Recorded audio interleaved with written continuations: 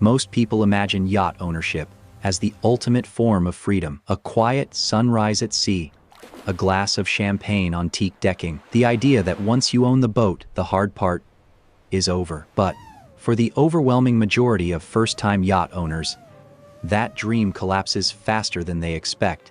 In fact, nearly 90% of new owners exit within 24 months. Not because they dislike the lifestyle, but because the financial reality catches up with them long before the romance fades. And in 2026, that reality has become far more unforgiving. This is not about reckless spending or poor taste. It's about structural costs, regulatory pressure, and ownership mistakes that are almost invisible at the buying stage. Mistakes that don't reveal themselves until you're already committed. If you understand these early, a yacht can be a sustainable luxury. If you don't, it becomes a monthly liability that quietly drains capital until selling feels like relief. To understand why so many owners exit, we need to start with the first misconception, the one that sets everything else in motion. Most first-time buyers assume that yacht expenses are stable.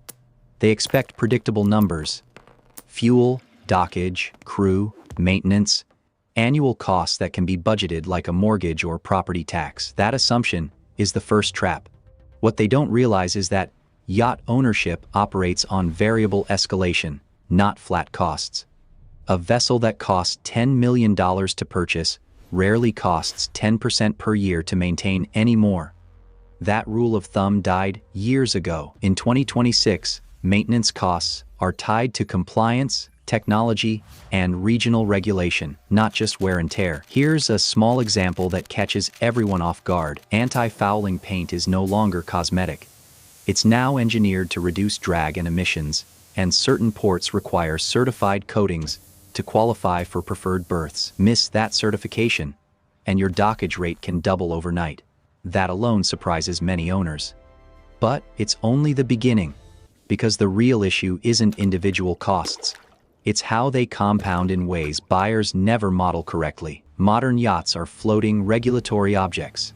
Flag state requirements, environmental compliance, and port-specific rules now interact in ways that didn't exist a decade ago. A yacht registered under one flag may enjoy tax advantages, but face insurance scrutiny. Another may qualify for better charter access, but carry higher crew certification costs. First-time owners rarely model these interactions correctly. They buy the boat first, then discover that their operating region quietly determines half their annual expenses. By the time these costs surface, the boat is already in the water, depreciation has begun, and exiting becomes expensive. And this is where most owners think they still have time to adjust. They assume they can optimize later. Re-flag next season, renegotiate insurance, rework crew. But by the time these decisions become obvious, the market has already priced them in. In a moment, I'll explain why depreciation accelerates precisely when owners try to fix their mistakes, and why waiting even one season can lock in losses permanently. But before we get to depreciation, there's another cost category that escalates faster than almost anything else: crew. Traditional thinking focuses on the captain and hospitality staff, but modern yachts require technical oversight, navigation systems, onboard networks, stabilization software, satellite communications. In 2026, insurers increasingly mandate onboard or contracted technical specialists for larger vessels. Not optional, mandatory. These roles command significantly higher salaries than traditional crew. We're talking six-figure annual contracts for full-time engineers on vessels over 100 feet. If one leaves mid-season, replacing them isn't just costly. It can ground the yacht entirely. An idle yacht doesn't just cost money. It degrades faster. Saltwater corrosion doesn't stop. Systems still require maintenance. Dock fees continue accruing. And here's what many owners don't realize until it's too late: an inactive yacht becomes uninsurable faster than an active one. Which brings us to the single biggest shock most first-time buyers experience. This is where many owners realize they made the wrong decision. Yachts are not real estate. They are depreciating machines. In financial terms, a yacht behaves more like specialized industrial equipment than a home. Its value depends on uptime, compliance status, and revenue potential, not sentiment. Once a vessel falls behind regulatory standards or charter expectations, depreciation doesn't move in a straight line. It drops in steps.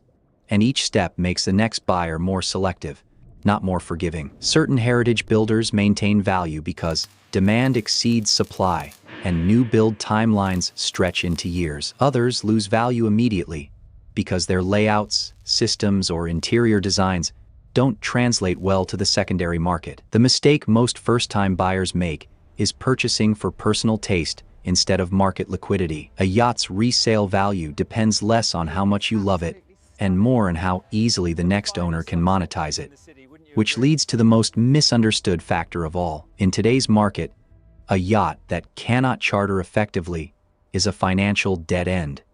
Even owners who never intend to charter should still purchase with charter viability in mind. Why? Because charter revenue defines market value. A yacht capable of earning 1% of its total value per charter week can offset annual operating costs in a short peak season. Without that capability, every expense comes directly out of pocket. Every single month, many first-time buyers discover too late that their yacht fails modern charter audits. Service flow is wrong. Crew circulation disrupts guests. Technology packages are outdated. Toy garages are under-equipped. Retrofitting can cost hundreds of thousands, sometimes more. At that point, selling feels easier than fixing. This is the point where many owners realize the issue isn't the yacht itself. It's the structure they bought into. And once that realization sets in, the decision to sell is no longer emotional. It's mathematical. What makes this pattern so consistent isn't incompetence. It's delayed clarity. By the time owners see the full picture, they've already absorbed depreciation, sunk costs, and opportunity loss. They spend 18 months trying to make it work, adjusting budgets, cutting trips, reducing crew. But the math doesn't improve. It compounds. Selling becomes the rational decision, not because yachting failed them, but because they entered without understanding the economics. And that's the real lesson here. The owners who stay longer than 2 years tend to think differently.